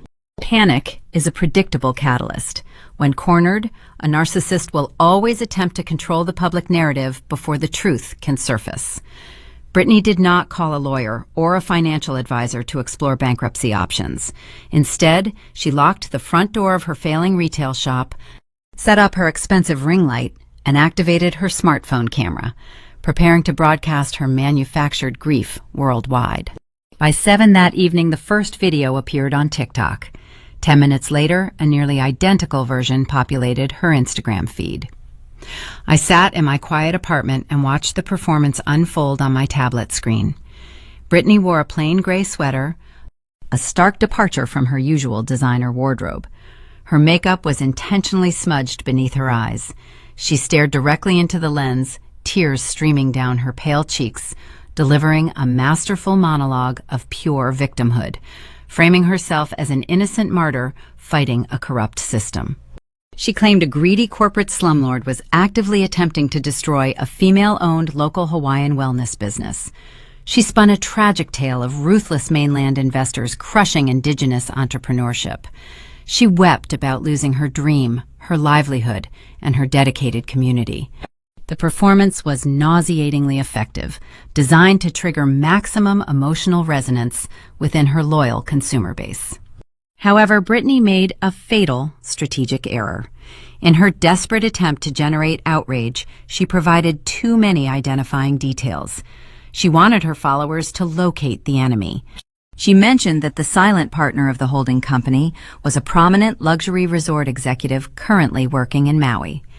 She dropped specific hints about my age, my educational background, and referenced the specific bay where my resort was located. She never explicitly stated my full name, but painted a target so vivid that anyone with a basic search engine could connect the dots within seconds, turning her digital audience into a private militia. The internet operates with ruthless efficiency. The videos gained rapid traction, accumulating thousands of views, shares, and sympathetic comments. By Wednesday morning, the digital mob had successfully identified me. My professional inbox began filling with angry messages from anonymous accounts. My personal social media profiles were inundated with vile accusations. The localized scandal spread through the tight-knit Hawaiian hospitality network like a wildfire fueled by righteous indignation, burning through the carefully constructed boundaries of my private life. The fatal blow arrived precisely at noon. My phone rang. The caller identification displayed the private office number of the Kapalua Bay Resort managing director. I answered the call, my stomach twisting into a tight, cold knot, anticipating the severe professional consequences of this viral exposure. The director sounded deeply uncomfortable but firm. He informed me that the corporate public relations department had flagged a viral social media campaign directly targeting my character. While he personally valued my exceptional operational management skills, the luxury brand could not risk any association with an escalating public scandal. He placed me on an administrative leave of absence, pending a comprehensive internal review. He politely asked me to hand over my keys and depart the property until the investigation concluded. I hung up the phone and stared out the window at the distant ocean horizon. A crushing weight settled heavily over my chest. I had spent 10 arduous years building a pristine professional reputation. I had sacrificed holidays, weekends, and personal relationships to climb the corporate ladder. In less than 24 hours, my younger sister had weaponized her smartphone and fractured my entire career. This was the lowest point I had ever experienced. The isolation felt suffocating. I felt a sudden, dangerous urge to log online, publish the truth, and defend myself against the digital onslaught. But reacting emotionally is exactly what desperate people do. Responding to a smear campaign while the fire is raging only provides the flames with more oxygen. I remembered the meticulous financial dossier Maya and I compiled. I remembered the audio recording of Grandmother Helen locked inside my fireproof safe. If I fought back now, I would simply engage in a messy, undignified shouting match. I needed the public execution to be swift, undeniable, and permanent. I forced myself to step away from the computer. I placed my mobile device inside a desk drawer. I chose to endure the searing heat of the public humiliation. I let the smear campaign breathe. I wanted Brittany to feel invincible. I wanted her to push the narrative so far and dig her public grave so deep that climbing out would become a physical impossibility. Every viral view, every sympathetic comment, and every shared post simply increased the height from which she was about to fall. Late that evening, my smartwatch vibrated on my wrist. It was a single text message from Maya. The notification contained 3 short words: "Hold the line." The brief, welcome message of solidarity steadied my racing pulse. Maya understood the grueling tactical necessity of this silent endurance. The following morning, I drove to the downtown legal district to meet with Elias Thorne. His office was a quiet sanctuary of dark oak and bound legal volumes. He did not ask about the viral videos. He only dealt in actionable facts. We sat across from each other and finalized the exact logistics for the sheriff lockout. The execution date was set. The legal parameters were firmly established. Elias handed me the final, signed court order. The heavy sealed parchment felt like a loaded weapon in my hands. My family genuinely believed my lack of response indicated total defeat. They thought my silence was a pathetic shield used to hide from their tactics. They failed to realize silence is never just a shield. When utilized correctly, silence is a drawn bowstring. The tension builds, the energy stores itself, and the eventual release becomes lethal. I left the attorney office with my head held very high. My sister had scheduled a grand reopening event at her storefront to capitalize on her newfound viral sympathy. I was going to attend her party, and I was bringing the ultimate truth with me. Brittany capitalized on her viral momentum faster than I anticipated. 2 days after my suspension, a vibrant digital invitation populated every major social media platform across the island. She announced a grand reopening and investor gala to be held directly inside Suite B on Friday evening. It was a calculated public relations maneuver disguised as a community celebration. She framed the event as a defiant stand against corporate greed, urging her new digital followers to attend and support local entrepreneurship. The true objective was much more desperate. She intended to crowdfund her astronomical back rent by soliciting capital from wealthy angel investors and prominent lifestyle influencers under the guise of an exclusive equity buy-in. She invited the local press to document her triumphant underdog narrative. She wanted cameras flashing and champagne flowing, betting that the sheer weight of public goodwill would force the anonymous holding company to retreat. She assumed no landlord would dare execute an eviction amidst such glowing media coverage. Her strategy was fundamentally flawed because she still believed she was fighting a faceless mainland corporation. She did not know she was fighting a sister who had nothing left to lose. My phone buzzed on the kitchen counter early Thursday morning. Elias Thorne spoke with his usual measured cadence. He confirmed the final legal timeline. The county sheriff department had processed our request. Armed officers were scheduled to arrive at the Kalakaua Avenue property at exactly 9 the following morning, mere hours after the gala concluded. They would escort any remaining individuals off the premises and change the physical locks on the frosted glass doors. The legal eviction was no longer a pending threat. It was a scheduled certainty. I thanked the attorney and ended the call, feeling a strange, profound calm settle over my mind. I spent Friday afternoon preparing for the evening with meticulous care. I did not choose my attire lightly. I bypassed the standard resort management uniforms and selected a tailored charcoal power suit. The structured shoulders and sharp lapels projected unshakable authority. I tied my hair back into a sleek, severe style, removing any trace of softness from my appearance. I applied minimal makeup. I did not want to look like a woman attending a celebration. I wanted to look like an executive arriving to close a hostile acquisition.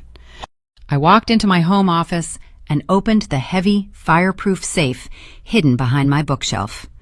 I retrieved the small black flash drive containing Grandmother Helen recorded confession. I slid the device into the right pocket of my blazer. It rested against my hip, a tiny piece of plastic carrying enough explosive truth to send my father to a federal penitentiary. Next, I picked up a plain manila folder from my desk. Inside this folder, I arranged the printed copies of the fraudulent bank wire transfers Maya had intercepted. Right behind those documents, I placed the court-ordered 30-day notice to vacate, bearing the official stamp of the housing authority. I held the manila folder in my left hand. I stood in front of the full-length mirror in my hallway, staring at my own reflection. Have you ever had to publicly destroy someone to protect yourself? It is not a pleasant experience. It goes against every instinct we are taught about family loyalty and forgiveness. We are conditioned to turn the other cheek, to keep the peace, to absorb the damage so others can remain comfortable. But sometimes, keeping the peace requires you to go to war. Sometimes, the only way to stop a predator is to drag them out of the shadows and expose them to the blinding light of consequence. I picked up my car keys and walked out the door. The drive toward Waikiki felt different tonight. The setting sun painted the sky in vivid shades of orange and bruised purple, reflecting off the calm ocean waters. The usual tourist traffic crawled along the coastal highway, but I did not feel impatient. I navigated the congested streets with a steady, deliberate rhythm. I thought about the $22,000 sapphire ring my parents had sold without a single ounce of regret. I thought about the forged loan documents Thomas tried to force upon me in the resort lobby. I thought about the vicious social media campaign that had temporarily derailed my pristine career. Every action they took was a deliberate choice to elevate their golden child at my expense. They had built a towering house of lies, balancing it precariously on my shoulders. Tonight, I was going to simply step aside and watch the entire structure collapse. I pulled into a secure parking garage located 1 block away from the retail storefront. The evening air felt thick and humid as I stepped onto the concrete pavement. I could already hear the rhythmic thrum of upbeat music echoing down the avenue, originating directly from my commercial property. I walked toward the corner suite. The frosted glass windows glowed from within, illuminating the sidewalk. A velvet rope guarded the entrance, managed by a hired security guard checking names on a digital tablet. A small crowd of fashionable attendees spilled out onto the pavement, laughing and holding slender champagne flutes. Local reporters stood near the door, adjusting their camera lenses. Brittany had truly spared no expense for this extravagant illusion. She was spending her final few dollars to project an image of undeniable success, desperately trying to attract the capital needed to save her sinking ship. I tightened my grip on the manila folder and approached the velvet rope. The security guard stepped forward to block my path, asking for my formal invitation. I did not offer a polite smile or a fabricated excuse. I maintained eye contact, exuding an aura of total ownership. "I am the proprietor of this building," I stated firmly, my voice cutting through the ambient noise. "Step aside now." The guard hesitated, confused by my commanding tone, and lowered the barrier. I took a deep breath, letting the cool ocean breeze fill my lungs one last time before stepping into the humid, perfume-scented atmosphere of the gala. The faces inside were a blur of cosmetics and tailored clothing. They were eager participants in a glamorous falsehood, ready to hand their money over to a woman who built her brand on stolen legacy and deceit. The long time for silent observation was officially over. I walked past him and pushed the heavy glass door open, stepping into the vibrant, crowded room. The final act of this cruel, exhausting charade was truly ready to begin. I stepped through the heavy glass doors and immediately felt the oppressive wave of forced luxury. The interior of Suite B was completely transformed. Soft ambient lighting replaced the harsh retail glare. Waitstaff circulated with trays of expensive champagne, weaving through clusters of Honolulu elite. The air smelled of overpriced orchids and desperation. I did not walk in alone. Maya flanked my right side, her compliance officer instincts scanning the room for structural weaknesses. Elias Thorne flanked my left, carrying his battered leather briefcase like a loaded weapon. My sister had truly exhausted her final remaining resources to curate this glittering facade. She wanted to project an aura of inevitable success, hoping to blind potential investors with superficial glamour. I paused near the entrance, allowing my eyes to adjust to the dim illumination.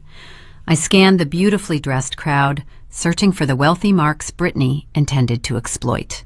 My gaze swept past the local influencers taking selfies near the crystal display and landed on the VIP section. That was when I realized the absolute brilliance of my own impending victory. I did not just recognize these people from magazine covers. I knew them personally. Over the past decade managing the most exclusive luxury resort in Maui, I had cultivated deep professional relationships with the most powerful individuals in the Hawaiian Islands. My sister had scoured the internet to invite high-net-worth angel investors, desperate for their capital. She unknowingly invited my own clients. I saw a prominent real estate developer sipping a cocktail near the register. I had personally orchestrated his daughter's wedding last spring. I spotted a venture capitalist from Silicon Valley standing near the wellness bar. I consistently secured his preferred oceanfront villa every single winter.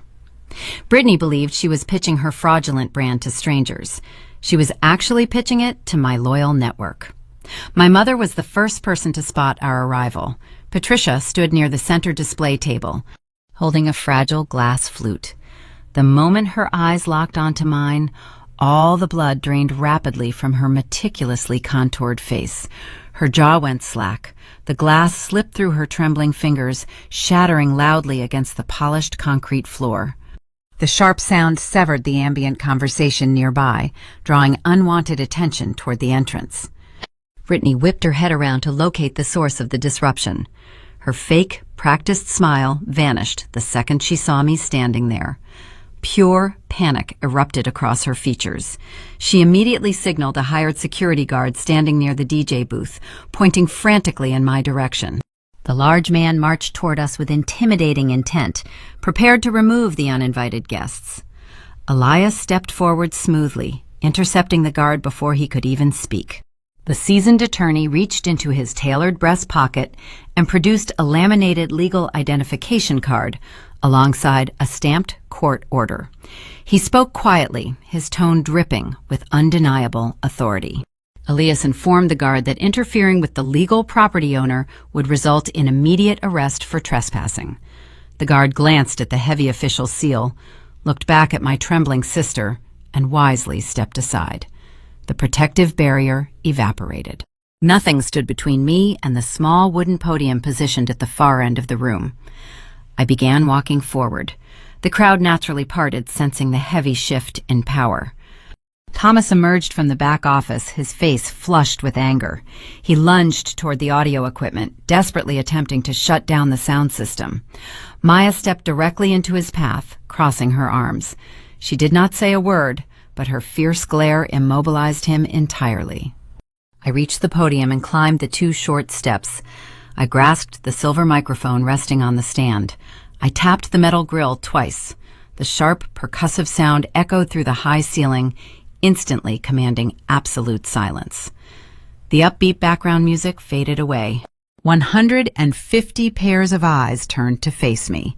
I looked out over the sea of bewildered guests, my posture perfectly straight, my expression devoid of any hesitation. "Good evening, everyone," I began, my voice projecting clearly across the silent boutique. "Thank you all for attending tonight. I see many familiar faces in the audience. Arthur, it is wonderful to see you again. I trust the golf course renovations are proceeding smoothly. Jonathan, I hope your family enjoyed the suite upgrade last month." A collective murmur of confusion rippled through the affluent crowd. The wealthy investors exchanged bewildered glances, recognizing me as their trusted resort operations manager, not the villainous character portrayed in the recent viral videos. Brittany stood frozen near the front row, her mouth opening and closing like a suffocating fish. "I am sure you are wondering why I am holding this microphone," I continued, maintaining steady eye contact with the primary investors. "My name is Darlene Peterson. You may recognize my name from the targeted social media campaign my sister recently launched. She painted a very compelling picture of a greedy corporate slumlord attempting to destroy her local business. She claimed a faceless mainland corporation was ruining her dream. She lied. I am not a jealous sibling trying to sabotage a competitor. I am the sole executive officer of the holding company that manages this specific parcel of commercial real estate. I own this building. I am her landlord." The ensuing silence was incredibly heavy, thick with mounting shock. Patricia covered her face with her hands. I turned my attention directly to the venture capitalists holding their checkbooks. "You were invited here tonight under the pretense of funding a retail expansion," I explained, utilizing the cold, unshakable logic I applied to my corporate spreadsheets. "You were told your generous investments would help this brand grow. That was another fabrication. This business currently owes my property management firm exactly $80,000 in defaulted back rent. Her commercial lease expired months ago. Any capital you inject into this enterprise tonight will not purchase new inventory or fund future marketing campaigns. Your money will go directly into my corporate bank account to settle her outstanding legal debts." The collective gasp from the elite crowd was audible, a sharp intake of breath that shattered the glittering illusion completely. The carefully curated wellness empire crumbled into dust in real time. Investors placed their champagne flutes down and began stepping toward the exit. The trap had successfully triggered. I stood victorious on the small stage, taking a slow breath, preparing to deliver the final, devastating blow, knowing my furious father was already plotting a highly desperate counterattack to somehow save his own vanishing personal freedom. My father did not possess the emotional regulation required to accept defeat gracefully. The moment the wealthy investors began stepping toward the exit, his survival instincts fractured his remaining sanity. Thomas pushed hard past Maya, ignoring her stern warning. He lunged toward the small wooden podium, his face contorted in a mask of pure desperation. He pointed a trembling finger directly at my chest, his voice echoing over the quiet murmurs of the stunned crowd. "Do not listen to a single word she says," Thomas screamed, spit flying from his lips. "She is legally incompetent. She has a documented history of severe mental instability. She manipulated a dying woman to steal this property, and she is fabricating these debts out of pure jealousy. My daughter Brittany is the rightful owner here." I did not flinch. I did not take a single step backward. I watched him flail, a drowning man trying to pull anyone he could reach under the water with him. I pitied his profound lack of dignity in this crucial moment. I reached into the right pocket of my charcoal blazer. My fingers wrapped around the smooth plastic of the black flash drive. The sound system control board sat on a small table directly adjacent to the podium, connected to the overhead speakers scattered throughout the retail space. I stepped sideways, inserting the small drive into the primary audio port. I tapped the digital touchscreen interface, carefully selecting the single audio file stored securely in the main directory folder. I pressed play. The upbeat ambient music was instantly replaced by a sharp burst of static. Then, a voice filled the humid air of the boutique. It was a voice that commanded immediate respect, ringing out with undeniable clarity and precision. "This is Helen Peterson. I am of sound mind dictating this legal statement." Thomas froze instantly. His outstretched arm dropped to his side. The color drained from his face, leaving him looking like a hollow shell of a man. The ghost of his mother had just entered the room, and she had brought a reckoning with her. "My son Thomas is a common thief," Grandmother Helen announced through the high-fidelity speakers, her tone devoid of any maternal affection. "He views familial bonds as an open line of credit. He has forged my signature to authorize illicit withdrawals from my retirement accounts for 2 decades. Patricia is his willing accomplice. They favor Brittany because she is a direct reflection of their own superficial greed. They are vultures circling a carcass they personally created." The wealthy, affluent guest stood paralyzed, listening to a dead woman expertly dissect the man standing before them. "I am leaving the Waikiki commercial property to my eldest granddaughter, Darlene," Helen continued, her voice echoing off the frosted glass windows. "She built her own life through quiet, discipline, and integrity. If Thomas threatens Darlene in any capacity, this recording will serve as my official testimony." The audio file concluded, leaving a suffocating silence in its wake. I reached into the manila folder resting on the podium. I extracted the stack of printed documents Maya had provided. I held the papers high, ensuring the venture capitalists and real estate developers could clearly see the official bank letterhead. "My father just claimed I am legally incompetent," I stated calmly into the microphone. "He has to say that. He desperately needs you to believe I am unstable. Because if I am of sound mind, then the general durable power of attorney he submitted to a major financial institution 48 hours ago is a blatant forgery." I stepped down from the podium, walking slowly toward the center of the room. I held up the printed digital signature. Thomas used a fabricated electronic notary to attempt a domestic wire transfer of $80,000 from my personal savings account, I explained, looking directly at the prominent tech executive who often frequented my resort. He intended to siphon my capital into this failing wellness brand to cover the exact back rent I just mentioned. My sister-in-law, Maya, is a senior compliance officer. She intercepted the illicit transaction before the funds cleared. My family is currently under active federal investigation for identity theft and bank fraud. The execution was methodical and surgical. The reaction from the crowd was instantaneous. The wealthy angel investors did not ask for clarification. They understood the severe legal liability of associating with active federal felons. They set their expensive champagne flutes down on the nearest tables and walked purposefully toward the exit. The local lifestyle influencers, who had spent the last 3 days amplifying Brittany's tragic narrative, pulled out their smartphones in sheer panic. I watched them rapidly tapping their screens, frantically deleting their posts and scrubbing their timelines in real time to avoid any perceived complicity in a criminal extortion scheme. The glittering gala evaporated entirely within a matter of minutes. The room emptied, leaving only half-empty glasses and the heavy stench of ruin. Patricia collapsed into a velvet accent chair, burying her face in her hands, weeping silently. Thomas stared blankly at the floor, his mind unable to process the total annihilation of his reputation. Brittany stood alone near the crystal display, her designer dress looking entirely out of place amidst the wreckage of her empire. Her curated wellness brand was built on stolen capital, and the foundation had finally given way. I slowly walked over to her, my posture tall and straight, my expression unreadable. I reached into the manila folder one final time. I pulled out the court-ordered eviction notice, bearing the official stamp of the Hawaiian Housing Authority. I handed the thick legal parchment directly to my weeping sister.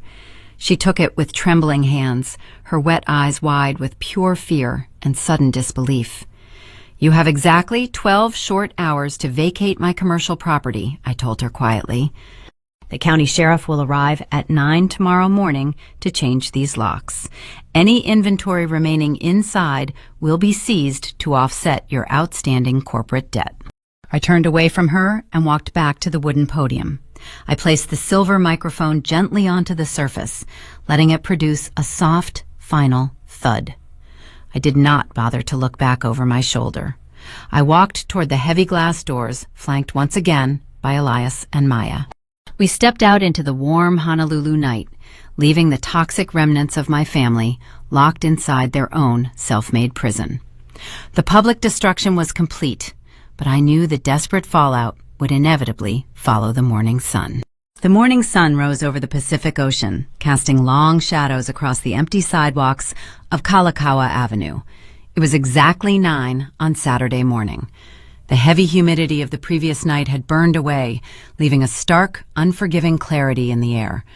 I parked my car across the street from Suite B, remaining inside the air-conditioned cabin to observe the final procedure. 2 county sheriff vehicles pulled up to the curb, their lights reflecting off the frosted glass windows of the storefront. 4 uniformed officers stepped out onto the pavement, accompanied by a contracted locksmith carrying a heavy tool bag. Brittany was already there. She stood near the entrance wearing dark sunglasses and clutching a paper coffee cup like a lifeline. The glamorous facade from the gala was entirely erased. She looked small, defeated, and strikingly ordinary. The lead officer handed her a clipboard containing the official court-ordered eviction mandate. I watched her sign the paperwork with a trembling hand. The locksmith moved swiftly to the front doors, drilling out the old cylinders and installing heavy brass replacements. The sharp, grinding noise of metal on metal echoed down the avenue. The physical barrier was now permanent. The retail inventory, the expensive crystal displays, and the imported aesthetic fixtures were legally locked inside. Her curated wellness empire officially ceased to exist. She was out of business. The physical lockout was merely the first domino to fall. The legal and financial collapse occurred rapidly over the next few hours, executing with a ruthless, systemic efficiency. Maya had returned to her office at the financial institution early that morning to finalize the compliance procedures. The bank formally rejected the forged general durable power of attorney Thomas had submitted. The illicit domestic wire transfer of $80,000 was permanently canceled, and the funds were securely returned to my primary savings portfolio. However, banking institutions do not simply ignore blatant attempts at federal identity theft. Maya elevated the flagged security report to the federal level, triggering an automatic, mandatory audit of my parents' entire financial history. By noon, the Banking Compliance Division had initiated a comprehensive freeze on every single account bearing my father or mother name. Their checking accounts, their joint savings, and their remaining retirement portfolios were instantly locked pending the outcome of the federal fraud investigation. Their credit cards were declined. Their debit cards were rendered useless. The stolen capital they had relied upon to fund their extravagant lifestyle evaporated into thin air. I drove back to my Honolulu apartment, leaving the Waikiki district behind me. My smartphone vibrated on the passenger seat. The screen displayed an incoming call from Patricia. I did not reach for the device. I let the digital ringing echo through the quiet cabin of my vehicle, allowing the automated system to divert the connection to my voicemail inbox. I entered my home, placed my keys on the counter, and poured a glass of cold water. I tapped the notification icon on my screen to access the recorded message. Patricia's voice filled the silent kitchen. It was not the arrogant, commanding tone she had used at the seafood restaurant, nor was it the sickly sweet manipulation she employed during her initial requests for a loan. It was a raw, hysterical sound, thick with genuine panic and desperate weeping. "Darlene, please pick up the phone," she sobbed, her words stumbling over one another. The bank just froze everything. We cannot buy groceries. We cannot pay the mortgage. Thomas is terrified the authorities are coming to arrest him. You have to stop this. You have to call the investigators and tell them it was all a simple misunderstanding. We are your family, Darlene. Family is forever. You cannot send your own father to a federal penitentiary over a silly mistake. We are so sorry. Please, just withdraw the fraud reports. We will do anything you want. I stood perfectly still, listening to the agonizing sound of a woman watching her entire world crumble. She begged for mercy, but she did not take accountability for the theft, the manipulation, or the vicious smear campaign. She only regretted that they had been caught. I did not feel a single ounce of guilt. My expression remained entirely flat. I did not shed a tear for their self-inflicted ruin. I realized with sharp, crystalline clarity that my family had never truly loved me. They only loved the resources they could extract from my discipline. When my silence ceased to be a tool for their convenience, they discarded me. I pressed the delete button. The digital recording vanished permanently, erasing her desperate pleas from my existence. There would be no forced reconciliation. There would be no tearful hugs, no therapy sessions, and no second chances. Some bridges are not meant to be repaired. They are meant to be burned to the ground so the predators cannot follow you across the river. I opened a new text message addressed to Elias Thorne. The estate attorney was expecting my final directive regarding the interpersonal fallout. I typed a clear, concise instruction. Serve Thomas, Patricia, and Brittany with permanent, legally binding restraining orders. Ensure the parameters prohibit any physical, digital, or third-party contact. Use the audio confession and the bank fraud documentation as the foundational evidence for the injunctions. The message sent successfully. The legal boundary was now impenetrable. My parents and my sister were officially isolated, left to navigate the devastating consequences of their own boundless greed without my capital to cushion their fall. They had auctioned my grandmother legacy to fund a toxic dream, and the resulting nightmare was entirely their own creation. The systemic collapse was irreversible. Yet, despite the overwhelming victory, a crucial piece of business remained unresolved. My property management firm still carried an outstanding debt of $80,000 on its ledger, and I possessed the exact legal mechanism required to extract those funds before the federal government seized their remaining assets. The final extraction was about to commence. I walked over to the large glass window in my living room, gazing out at the vast ocean horizon. The turbulent waves crashed against the distant shoreline, mirroring the immense shift in power I had just engineered. For years, I had allowed their oppressive expectations to dictate my worth. I had accepted the role of the invisible daughter, quietly cleaning up their messes while they celebrated superficial milestones. That version of me no longer existed. The quiet daughter had successfully dismantled an empire of lies, and she was preparing to build a legitimate dynasty of her own. The professional vindication arrived early on a Tuesday morning. The managing director of the Kapalua Bay Resort requested a secure video conference. He did not wear his usual relaxed demeanor. His expression appeared deeply contrite. The local news outlets had published the verified details surrounding the dramatic boutique gala. The public narrative had shifted entirely overnight. The Hawaiian community now understood the anonymous holding company was executing a lawful eviction against a highly fraudulent tenant. The director issued a formal apology on behalf of the luxury brand. He offered to lift my administrative suspension immediately. He promised a substantial salary increase and a prominent promotion to regional director of operations to adequately compensate for the sudden emotional distress. I listened to his generous corporate offering with a serene demeanor. 3 weeks prior, that specific promotion would have represented the absolute pinnacle of my career aspirations. Now, the prestigious offer felt remarkably small. I thanked him for his time and officially submitted my resignation. I no longer desired to manage another person empire. I was truly ready to build my own. The downfall of my family required one final legal maneuver to ensure ultimate satisfaction. Suite B sat empty on Kalakaua Avenue, stripped of its imported fixtures and superficial inventory by the diligent county sheriff. However, the commercial ledger still displayed a severe deficit.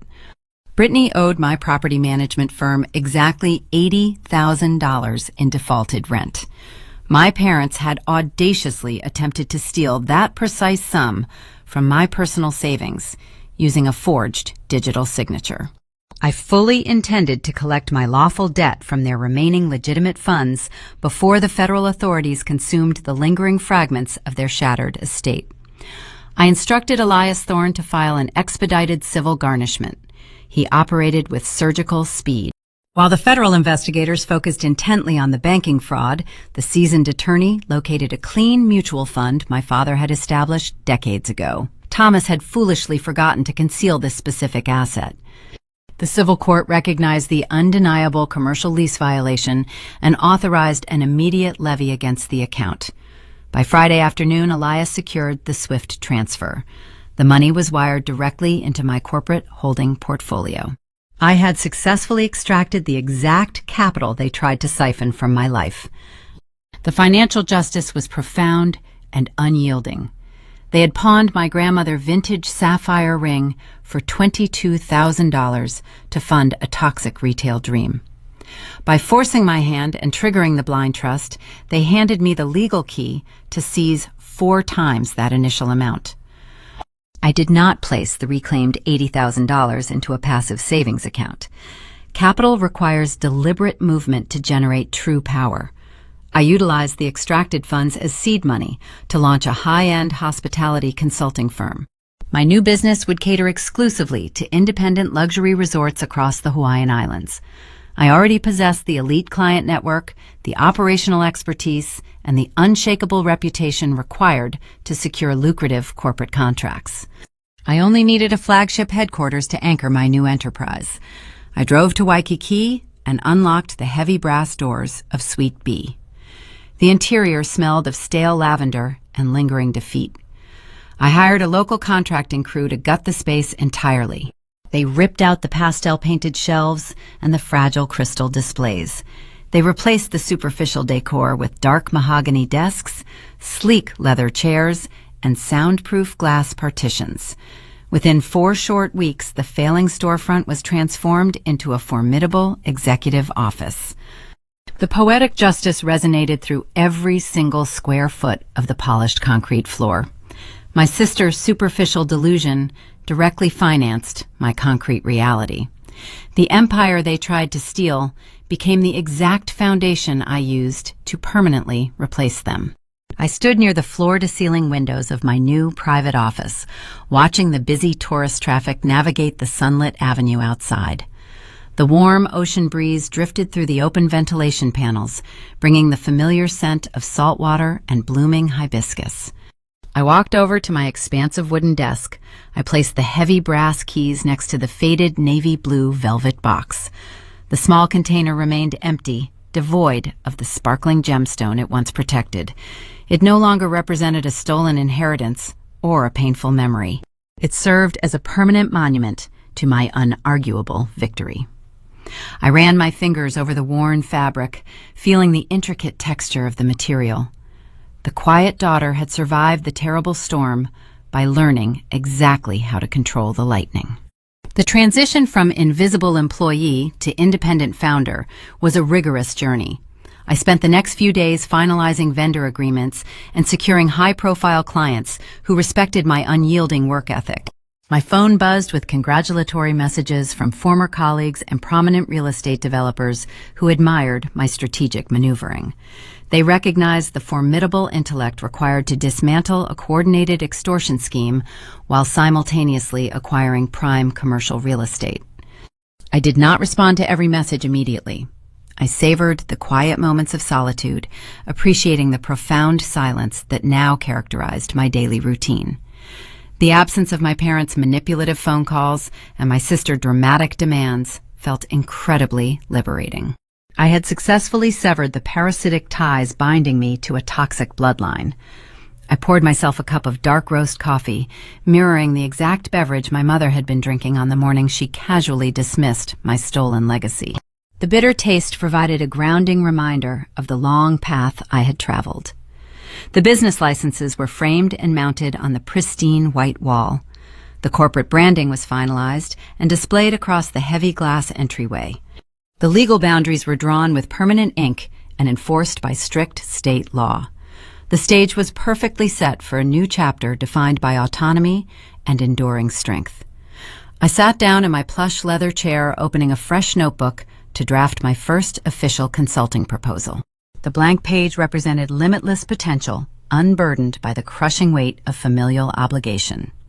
I had taken their worst betrayal and weaponized it to secure my ultimate freedom. This specific victory tasted sweeter than any imaginary revenge scenario. My grandmother had tested their boundless greed, and their predictable failure became the undeniable catalyst for my extraordinary success. Every step they took to destroy my future simply paved the road toward my liberation. I looked at the velvet box one final time, smiling at the brilliant simplicity of the hidden trap. The legacy was safe, and the bright future belonged entirely to me, forever. I was finally, truly ready to begin living now. 6 months have passed since the heavy glass doors of Suite B locked out the past. The turbulent storm has broken, giving way to a clear sky. I sit on the wooden lanai of my beachfront home in Maui. The morning tide rolls over the pristine white sand, producing a rhythmic, calming sound. The air smells of fresh plumeria and salty ocean spray. I hold a ceramic mug filled with locally sourced dark roast coffee. Maya sits across from me in a comfortable wicker chair, holding her steaming cup. She looks incredibly relaxed. The rigid corporate armor she used to wear has softened slightly, though her sharp intellect remains present. The banking institution recently promoted her to Regional Director of Compliance, recognizing her exceptional ability to identify severe financial threats. We are celebrating her earned elevation today. We watch a distant sailboat carve a smooth path across the blue water. The contrast between our current reality and the chaos we left behind is striking. We built our success on a foundation of unyielding integrity, while my relatives constructed their fragile empire on theft and delusion. Maya takes a slow sip of her beverage, sharing the latest updates from Honolulu. The federal investigation concluded late last month. Thomas avoided a lengthy prison sentence by accepting a strict plea agreement. He is serving 5 years of probation for digital bank fraud. The terms require mandatory counseling and restrict him from managing commercial accounts. His reputation within the local business community is ruined. Nobody trusts a man convicted of attempting to steal from his daughter. Patricia remains by his side, living in a downsized apartment on the outskirts of the city. The bank seized their primary residence to settle the lingering debts they accrued during their desperate attempt to salvage the sinking commercial ship. They spend their days navigating a harsh new reality, defined by rigid budgets and public disgrace. The opulent charity galas and exclusive country club dinners are distant memories. They traded their comfortable lifestyle for a few fleeting months of superficial validation, and the ultimate cost was their entire future. I listened to these grim details without feeling a single ounce of pity. The empathy well ran dry a long time ago. The conversation shifts toward Brittany. The swift collapse of her wellness brand forced her into an unfamiliar landscape of actual labor. The local vendors she callously ignored filed numerous civil claims against her empty corporate entity. To satisfy the mounting legal judgments and avoid further prosecution, she secured employment at a high-volume retail clothing outlet inside a crowded shopping mall. She works minimum wage shifts, folding garments, and assisting customers under the strict supervision of a manager who is several years younger than her. The glamorous lifestyle influencer persona she desperately tried to cultivate is dead. She spends her breaks counting meager earnings, calculating how many months it will take to repay the printing press and the interior designer she defrauded. She no longer posts tearful videos online seeking sympathetic donations. The internet moved on to the next viral spectacle, leaving her to face the bleak consequences of her own boundless entitlement. She learned a devastating lesson about the true price of borrowed success. You cannot build a towering castle using bricks stolen from the foundation of another person, because the rightful owner will eventually return to claim their property. Maya sets her empty mug down on the glass table. She asks if I experience any lingering guilt regarding the severe outcome. I look at her and offer a genuine, peaceful smile.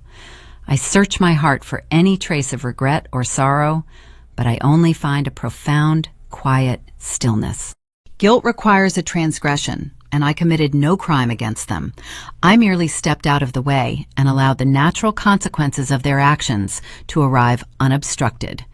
They lit the match and poured the gasoline. I simply refused to let them throw me onto the fire to extinguish the flames. The suffocating anxiety that used to define my existence has vanished. I no longer dread the ringing of my telephone or dread the sudden appearance of uninvited guests. The permanent restraining orders remain firmly in place, creating an invisible fortress around my new life. I wake up every morning feeling light and unburdened. The heavy chain of familial obligation is broken. My consulting firm is thriving, attracting prestigious clients who value my strategic vision and my uncompromising ethical standards. I turned a painful betrayal into an undeniable triumph. I turn my attention away from the beautiful ocean view and speak directly to you. You might be watching this story right now feeling trapped inside a similar toxic dynamic. You might have parents who view your accomplishments as their personal property. You might have siblings who demand your resources to cushion their endless failures. They might use the word family as a weapon to enforce your compliance. They will tell you that setting boundaries is a cruel act. They will try to convince you that demanding respect is a selfish endeavor. Do not listen to their manipulative lies. Setting boundaries is not an act of cruelty. It is the ultimate expression of self-preservation. You have a fundamental right to protect your peace, your finances, and your sanity. You are allowed to lock the door and throw away the key. You do not owe anyone your future simply because you share a bloodline. True wealth is not measured by the balance in your bank account or the size of your commercial real estate portfolio. True wealth is the unshakable ability to walk away from a poisonous environment without looking back over your shoulder. There is a distinct power in remaining silent while others scream. Society often equates volume with strength and equates quietness with weakness. That is a dangerous misconception. The quiet ones are always observing, analyzing, and preparing. We remember the slights, we document the thefts, and we quietly gather our strength while the loud ones exhaust their energy on theatrical displays. If you are the quiet daughter sitting in the background while your relatives consume your light, I want you to know your silence is a loaded weapon. Do not let them convince you that your calm demeanor makes you an easy target. Hold your ground, secure your assets, document every single lie. Wait for the perfect moment to execute your exit strategy. When the time comes to strike, do it with cold precision and never apologize for defending your own life. Your future belongs to you. Protect it with everything you have. The American family portrait is frequently painted with broad strokes of unity, depicting a group gathered around a holiday table, bound by unbreakable loyalty. Beneath the veneer of manicured lawns and smiling photographs, however, the architecture of a household can harbor profound fractures. We are taught that blood is a sacred bond meant to offer sanctuary in a chaotic world. But what happens when the sanctuary becomes a snare? The saga of Darlene Peterson strips away the comforting illusions of traditional domestic life, leaving us to examine the raw, uncomfortable truths about parenting, responsibility, and the quiet scars of childhood. Every home operates as a delicate ecosystem where personalities compete for sunlight. In far too many households, parents inadvertently cultivate a hierarchy, designating a golden child whose every whim is watered, while another is relegated to the shadows. Darlene's reality mirrors this tragic division. When a mother and father prioritize the superficial ambitions of one daughter over the fundamental stability of another, they commit a quiet violence. Fairness is the true bedrock of family ethics. It is not merely about dividing an inheritance equally. It requires distributing respect without prejudice. Treating a responsible, capable child as an invisible workhorse while indulging a sibling's reckless entitlement does not build a lasting family. It builds a ticking time bomb. The resentment that simmers in the heart of an overlooked child is a slow-burning ember, fueled by every dismissed achievement and every stolen opportunity. We must deeply reconsider how we interpret the quiet children sitting in our living rooms. Parents frequently mistake a well-behaved, silent child for an obedient one. They focus their energy on the squeaky wheels, the troublemakers who demand constant attention, assuming the quiet daughter requires no nurturing because she causes no friction. This is a catastrophic miscalculation. A child's silence is rarely empty. It is a meticulously organized archive of memories, observations, and unspoken grievances. When parents ignore the emotional landscape of their quiet children, they fracture the foundation of trust. They teach the child that her voice holds no currency, forcing her to build walls instead of bridges. Listening to what is not being said remains a critical, yet heavily neglected skill in modern parenting. It acts as a physical manifestation of a boundary, a tangible connection to personal identity and generational love. When parents cross that boundary, selling a sacred keepsake without consent or forging a digital signature to hijack savings, they commit an intimate betrayal. True family education requires parents to model respect for boundaries, teaching children that their physical and financial autonomy is inviolable. When a guardian transforms into a thief, the foundational contract of parenthood is shredded. Perhaps the most insidious tactic employed in these fractured homes is the weaponization of language. We have all heard the phrases, "family is forever," or "we sacrificed everything for you." In a healthy environment, these words serve as expressions of enduring devotion. In a toxic household, they function as instruments of extortion. They are wielded as psychological crowbars designed to pry open a child's boundaries and extract compliance. Guilt-tripping a child into becoming a perpetual credit line for another's mistakes is not parenting. It is emotional racketeering. Long-term guidance must be rooted in integrity and voluntary support. When love is offered as a loan with hidden, exorbitant interest rates, the child eventually realizes the only way to survive is to declare moral bankruptcy and walk away. This brings us to the profound wisdom of the generation that came before. Grandmother Helen represents a fading archetype of clear-eyed, traditional stewardship. She did not view her family through the rose-colored glasses of unconditional denial. She recognized the creeping rot of greed within her own son and prepared a lifeline for the only granddaughter who demonstrated true character. Helen's actions redefine the concept of legacy. Sometimes the most profound act of maternal love is not leaving behind a fortune, but forging a shield. She understood that long-term guidance occasionally requires establishing ironclad protective measures, like a blind trust, to prevent systemic abuse from repeating itself. Helen teaches us that true love is proactive, protective, and unflinchingly honest about the flaws of those we hold dear. Breaking a cycle of domestic exploitation requires immense courage. Abusers often mischaracterize firm boundaries as acts of cruelty, but they serve as vital mechanisms for self-preservation. Documenting wrongdoing, retaining financial records, and seeking uncompromising legal support are not acts of vengeance. They are acts of necessary self-defense. When emotional appeals fall on deaf ears, the unfeeling machinery of the law becomes the only viable refuge to stop the cycle of abuse. If you have ever found yourself standing in the shadows of your own home, carrying the weight of responsibilities that were never rightfully yours, know that your silence was not a weakness. It was your armor. We share these narratives to shine a light on the unseen battles fought behind closed doors. If this reflection resonates with the quiet struggles you have endured, I invite you to join our community. Hit the subscribe button and follow the Luke Revenge Start channel. We will continue to explore the complex, often hidden dynamics of family, justice, and the arduous journey toward reclaiming your own life. As the sun sets on Darlene's newly claimed horizon, a lingering question remains suspended in the salty ocean breeze.